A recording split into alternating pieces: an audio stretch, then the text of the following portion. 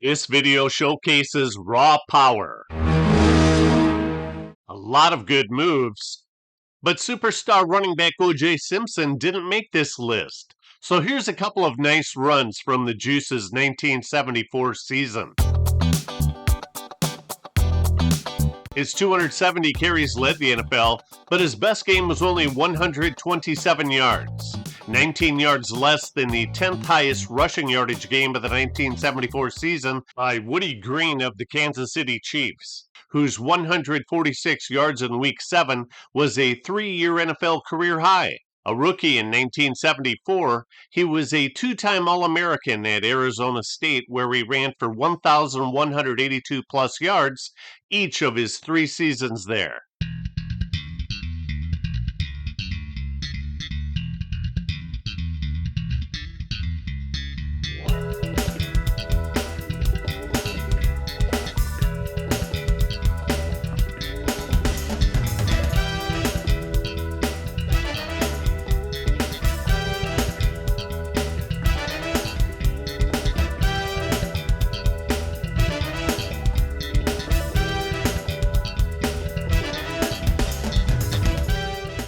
In all other games that Green played in 1974, he only totaled 363 rushing yards. The Denver Broncos had 2 running backs make this list from the same game.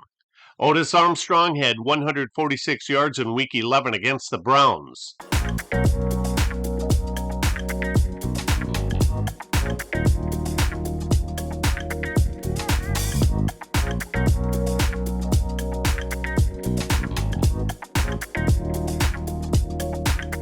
He was the 9th overall draft pick in 1973.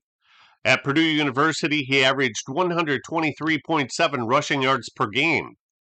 In 1974, he became only the 5th player in AFL/NFL history to average over 100 rushing yards per game in a single season.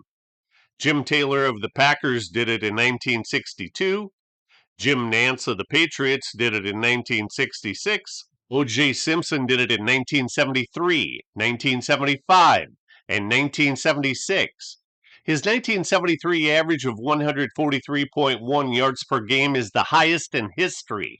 The incredible Jim Brown turned the trick 7 times in his 9-year career, which is absolutely amazing. On November 24th, the Broncos ran all over the Raiders. Their 292 rushing yards were a regular season high, 103 yards more than their top total in weeks 1 through 10. John Keyworth was 6'3" and 230 pounds, a perfect complement to the much smaller and speedier Otis Armstrong. Keyworth was drafted by the Redskins in the 1974 6th round out of the University of Colorado, but he was traded to Denver for their 1975 6th and 11th round draft picks. In college from 1971 through 1973, he only had a total of 50 rushing yards, as he was a tight end. In this game, his 148 rushing yards was 2 more than Armstrong. They averaged 6.68 yards per carry against the Raiders defense that was dead last with the 4.6 yards per carry allowed by season's end. For the other 13 games that Keyworth played in 1974, he totaled only 226 yards. Denver beat Oakland 20-17 for only the 2nd time since 1962. In the 8th round of the 1974 NFL Draft, the Saints drafted SMU running back Alvin Maxson. With only 5 rushing touchdowns by the Saints as a team in 1973, Maxson was called upon to bring some bark to the team's rushing attack in 1974. He delivered the goods as he finished in 2nd place for the NFL Offensive Rookie of the Year award. As an added bonus, Maxson led the 1974 Saints in pass receptions with 42, but it was his 148 rushing yards in Week 13 against the Cardinals that placed him on this list.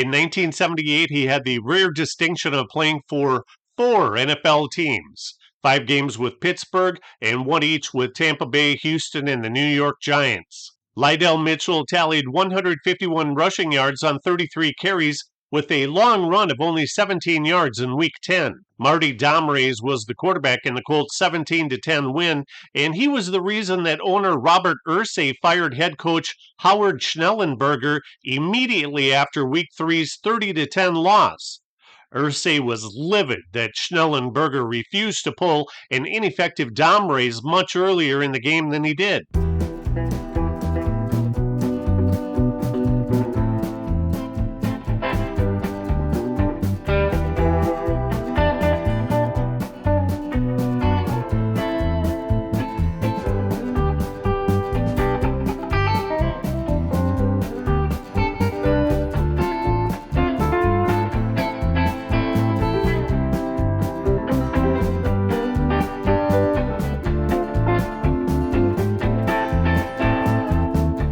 Mitchell scored 2 rushing touchdowns in Week 8 with Burt Jones at quarterback.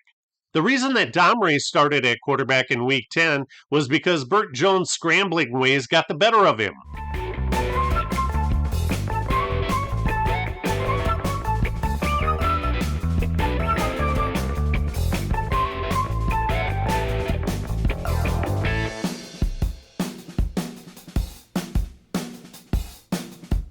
Just 2 years later, he was the NFL's most valuable player. At 6'4" and 230 pounds, Calvin Hill had plenty of power. In Week 9, his 153 rushing yards were the 5th most during the 1974 NFL regular season. The former 1969 first-round draft choice was first-team All-Pro, Offensive Rookie of the Year, and finished 4th in the NFL MVP vote. Don Woods was the 1974 Offensive Rookie of the Year award winner, and his 154 rushing yards in Week 7 was the 4th time in the first 6 games of his NFL career that he rushed for at least 100 yards.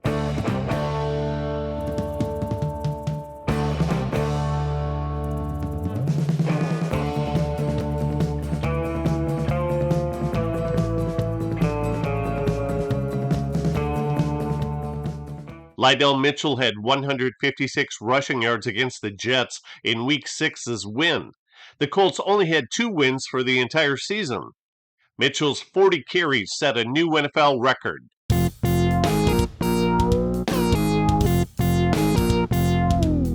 While Mitchell did most of the heavy lifting against the Jets defense that finished the 1974 season with the 3rd most rushing yards allowed, quarterback Burt Jones also chipped in with 6 carries for 92 yards.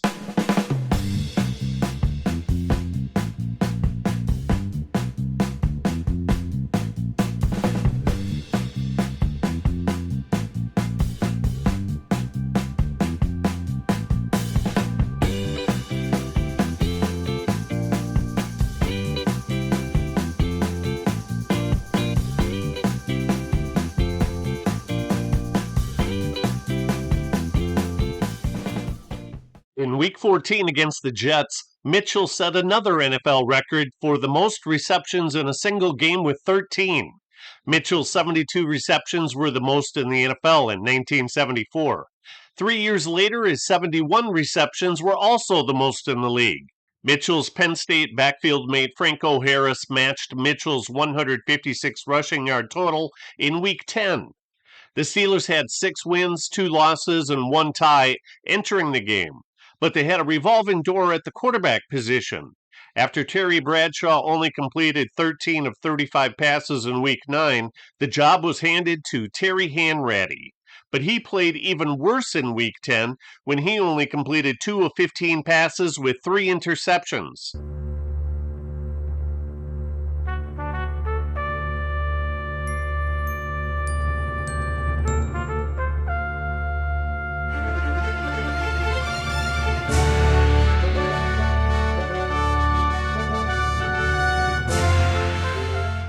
Fortunately, the Steelers had Franco, who led them to a 26-16 win. Incidentally, the 6'3" 230-pound Franco Harris's 41 rushing attempts versus the Bengals on October 17, 1976, broke Lidell Mitchell's record of 40. Don Woods had the second most weekly rushing yards with 157. Additionally, his 1974 total of 1,162 and his 5.1 yards per carry marks were second best in the NFL, even though he only started 9 games and played in 12. In 1973, Woods was a quarterback at the University of New Mexico in the Western Athletic Conference when he rushed 220 times with 11 rushing touchdowns versus only 124 pass attempts with 5 passing touchdowns. The Green Bay Packers selected him in the 1974 sixth round, but waived him. The Chargers claimed him off waivers on September 11th, just 4 days before the start of the season. His 1,162 rushing yards was an NFL record for a rookie.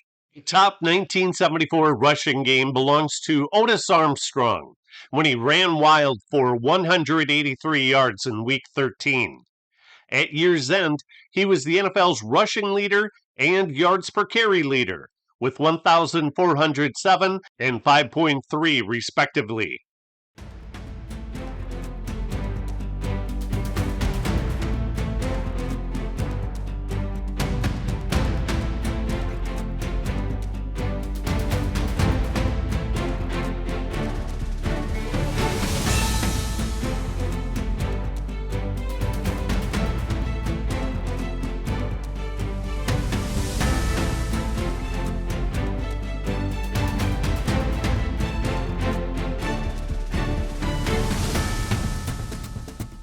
Armstrong not only made first-team All-Pro, he also made first-team All-Pro.